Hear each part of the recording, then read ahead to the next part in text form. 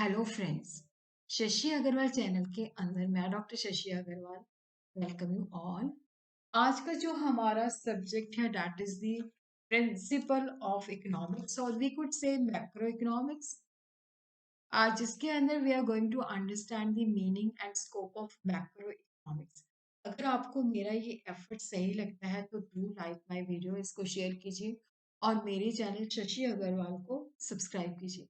This is my app एडिसम app, जिसको आप गूगल प्ले स्टोर से बड़ी आसानी के साथ डाउनलोड कर सकते हो। ये जो ऐप है कॉमर्स इकोनॉमिक्स एंड मैनेजमेंट के लिए फ्री स्टडी मटेरियल और काफ़ी सारे मॉक टेस्ट फ्रीली प्रोवाइड करती है और काफ़ी सारे स्ट्रक्चर कोर्सेज भी यहाँ पे अवेलेबल है। Link I will be sharing the description box. तो ये हमारा जो है प्रिंसिपल्स ऑफ इकोनॉमिक्स का सिलेबस है, यूनिट 1, जिसके अंदर मैक्रो इकोनॉमिक्स, उसके importance, natural income concept, methods and problems, classical theory of employment, सेल्स law of market, Keynesian theory of income, जिसको हम स्टडी करेंगे। और यूनिट 2 के अंदर we are going to study the consumption, investment, multiplier, marginal efficiency of capital, inflation, business cycle. तो सबसे पहले हम देखते हैं क्योंकि आज का जो हमारा टॉपिक है that is related to meaning and scope of macro economics. तो जब हम इकोनॉमिक्स को स्टडी करते हैं तो यहाँ पे जो इकोनॉमिक्स को डिफरेंट इकोनॉमिस्ट ने डिफाइन किया है डिफरेंट वे से, तो हम कह सकते हैं कि क्लासिफाई कर सकते हैं कि इकोनॉमिक्स को problem type and method type के अंदर जो है डिफाइन किया गया है। तो यहाँ पे अब हम देखते हैं कि प्रॉब्लम जो टाइप ऑफ डेफिनेशन है, जिसके जो economist like Adam Smith, Marshall Robbins, उन्होंने अपनी डेफिनेशन के अंदर इकोनॉमिक्स की प्रॉब्लम्स को हाईलाइट किया है कि इकोनॉमिक्स के अंदर हम वो individual and social problem study करते हैं जहाँ पे हमारे पास लिमिटेड सोर्सेज होते हैं और अनलिमिटेड वांट्स होती है। तो किस तरह से हम अपने लिमिटेड सोर्सेज को प्रॉपरली यूटिलाइज करके अपनी जो सेटिस्फेक्शन है उसको मैक्सिमाइज कर सकते हैं। बट जो इकोनॉमिस्ट है जेएम केन्स, उन्होंने मेथड्स के ऊपर फोकस किया है। उनके मुताबिक जो अर्थशास्त्र एक मेथड है जिसके द्वारा हम उस करेक्ट कंक्लूजन निकाल सकते हैं। और इसी डेफिनेशन के बेसिस पे, इसी क्लासिफिकेशन के बेसिस पे प्रोफेसर रैगनर फिश ने 1933 के अंदर इकोनॉमिक्स को जो है डिवाइड किया कि जहाँ पे micro economics and macro economics. यहाँ पे हम देखते हैं कि जो माइक्रो इकोनॉमिक्स है यहाँ पे प्रॉब्लम जो है इंडिविजुअल लेवल पे स्टडी की जाती है, जैसे सिंगल फर्म की, इंडस्ट्री की, हाउस होल्ड की, इंडिविजुअल की, प्रोड्यूसर की। तो यहाँ पे छोटे लेवल पे प्रॉब्लम्स को स्टडी किया जाता है कि जैसे problem of consumption of a consumer, या एक फर्म जो होती है पार्शियल इक्विलिब्रियम मेथड के द्वारा प्राइस को किस तरह से डिटरमिन करती है। तो माइक्रो के अंदर हम छोटे लेवल पे प्रॉब्लम को स्टडी करते हैं, इसको हम प्राइस थ्योरी भी कह सकते हैं। जो मैक्रो इकोनॉमिक्स है, देखो यहाँ पे ये ग्रीक शब्द से लिया गया है, जिसका अर्थ होता है लार्ज। तो यहाँ पे हम पूरी इकोनॉमी की फंक्शनिंग को स्टडी करते हैं, टोटालिटी के अंदर प्रॉब्लम्स को स्टडी करते हैं कि पूरी इकोनॉमी की कंजम्पशन कितनी है, जनरल प्राइस लेवल कितना है, एम्प्लॉयमेंट कितनी है, नेशनल इनकम कितनी है। तो मैक्रो इकोनॉमिक्स की जो स्टडी है उसको हम theory of income and employment भी कह सकते हैं। तो ये बेसिकली इंट्रोडक्शन थी। तो अब हम देखते हैं कि what is the meaning of macro economics. Macro economics जो है ग्रीक लैंग्वेज मैक्रो से लिया गया है, जिसका अर्थ होता है बड़ा। तो यहाँ पे हम इंडिविजुअल लेवल पे प्रॉब्लम्स को नहीं स्टडी करते, पूरी इंटायर इकोनॉमी के पॉइंट ऑफ व्यू से जो इकोनॉमिक प्रॉब्लम्स होती हैं उसको स्टडी करते हैं। जैसे इकोनॉमी के अंदर टोटल एम्प्लॉयमेंट कितना है, अनएम्प्लॉयमेंट कितनी है, नेशनल इनकम कितनी है, जनरल प्राइस लेवल कितना है।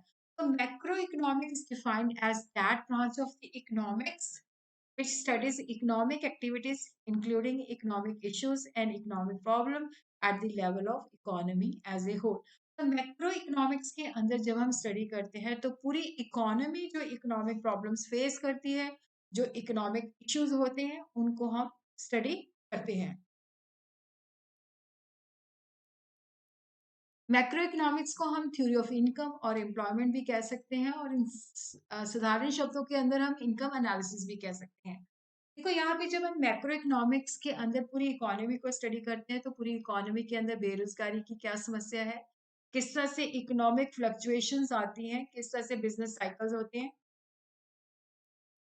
और inflation, deflation, international trade, economic growth.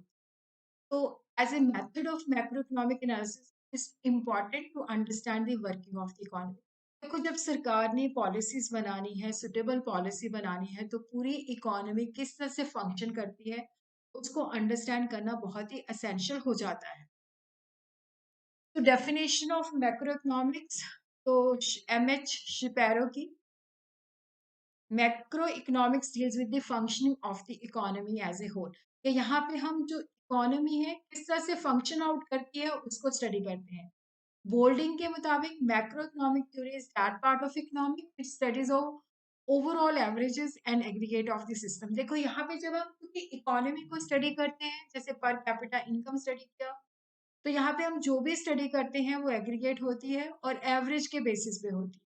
तो मैक्रो इकोनॉमिक्स कह सकते हैं वो इकोनॉमिक्स की ब्रांच है जिसके अंदर पूरी इकोनॉमी का बिहेवियर और परफॉर्मेंस को टोटलिटी के अंदर स्टडी करते हैं। तो यहाँ पे इकोनॉमी के अंदर टोटलिटी के अंदर क्या चेंजेस आई हैं, अनएम्प्लॉयमेंट इंक्रीज हुई, डिक्रीज हुई, ग्रोथ रेट क्या है, जीडीपी इंक्रीज हुआ या डिक्रीज हुआ, तो टोटलिटी के अंदर हम स्टडी करते हैं। Macro economics is the study of aggregates और एवरेज, जिसके अंदर total employment, national income, national output, total investment, total consumption, total saving, aggregate supply, aggregate demand, aggregate price level etcetera. तो स्कोप का मतलब होता है कि what is the boundary of macro economics. तो मैक्रो इकोनॉमिक्स के अंदर हम किन किन चीजों के ऊपर फोकस करते हैं, क्या क्या चीजें स्टडी करते हैं। Theory of national income, theory of employment, theory of money, theory of general price level, theory of economic growth, theory of international trade. तो जिसको हम वन बाय वन करके जो है स्टडी करते हैं।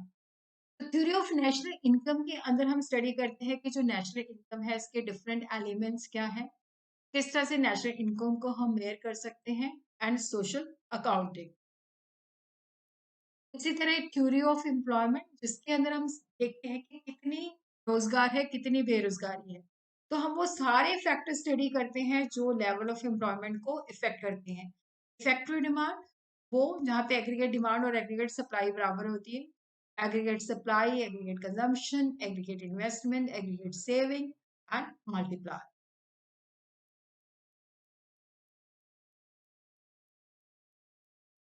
थ्योरी ऑफ मनी, जिसके अंदर भी understand the functions of money, किस तरह से बैंकिंग सिस्टम ऑपरेट करता है, किस तरह से अदर फाइनेंशियल इंस्टीट्यूशन जो है वो ऑपरेट करते हैं, किस तरह से जो कमर्शियल बैंक्स होते हैं वो डिपॉजिट के अगेंस्ट क्रेडिट क्रिएट करते हैं, और आरबीआई जो है मनी की सप्लाई को किस तरह से रेगुलेट करती है।